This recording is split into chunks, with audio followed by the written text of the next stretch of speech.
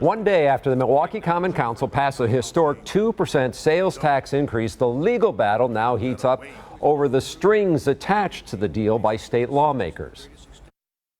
There were some policy mandates that the state legislature imposed on the city, which were frankly outrageous. These policy mandates had an air of racism to them. Milwaukee being the most diverse city in the state of Wisconsin. All right, at the table tonight, we have Milwaukee Mayor Cavalier Johnson joining us to talk about what's next. Now, you just heard from Alderman Bauman. There are many other alders who are also talking about these policy restrictions against policing and diversity. My question to you is, do you think that there really is a legitimate legal challenge to these restrictions? Look, there may be, but I have tried to do this. I've tried to bring an era of consensus building around this. I mean, that's how we got to this point in the first place, right? Where we were able to tackle a more than 4-decade-old problem with financial resources coming back to the city of Milwaukee being stagnant, not what they should be, to the historic day that we saw yesterday where the Common Council passed a 2% sales tax ordinance to make sure that the city of Milwaukee is able to stay fiscally solvent. That's what I want to do, while at the same time living up to our virtues, living up to our values, and making sure that we continue to have strong efforts to support diversity, equity, inclusion programs in the city of Milwaukee. How long will this tax last? In other words, do you have an idea how long it will take to meet all those obligations? And is there an end date to it?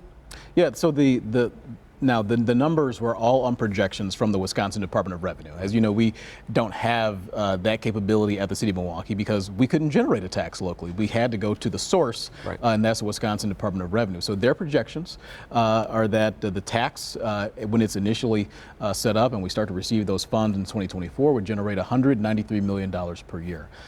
Those funds and the tax would last roughly for 30 years. These are all based on projections in order to meet our unfunded pension liabilities, clear those things up, and then we'll start shifting new employees starting January 1 for the city of Milwaukee into the Wisconsin retirement system. At 31 year or present day? The shift? 30 years from the start is what the projection is.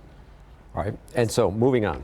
So let's talk about this. The state deal also comes with this mandate where police and fire have to maintain staffing levels, right? 1725 for police, 218 for firefighters. Will the city, though, have the money to pay for more staffing and to pay for more training, overtime, and crime prevention measures as we go on? Yeah, that's how the funding was structured here, is to make sure that with the increases that we receive in state shared revenue, which again is the first time in decades the city of Milwaukee has been able to get the state to present more money to us in shared revenue.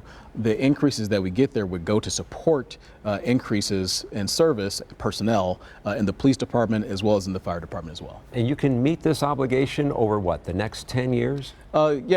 We believe that we'll be able to meet those projections over the course of the next decade. We'll work really, really hard. We have been and continue to do that presently right now, bringing in new people to serve in the Milwaukee Police Department as well as the Milwaukee Fire Department. So we'll keep those efforts up. Do you think in what you've gained with trying to deal with the crisis and what's been taken away, it's been worth it? I'm speaking specifically about stripping the oversight of FPC, looking at police and fire when it comes to standard operating procedures and discipline. You know, that's a great question. I'm glad that you asked it. There wouldn't really be a city to strip from if we don't have the financial resources to keep our services running, right? It was my responsibility as mayor when I got elected to go and rebuild those bridges that had been burned down. The relationships were poor. They'd been very sour for so long. It was important for us to rebuild those relationships so that we could move something forward in Milwaukee, so that we can keep our services running, so we don't slash half of our police department, so that we don't cut a quarter of our fire department, and that we keep our libraries open for our youngest learners. That's what the most important thing was here, and that's the mission that we accomplished. Mayor Johnson, thank you for being at the table. Thank you, guys.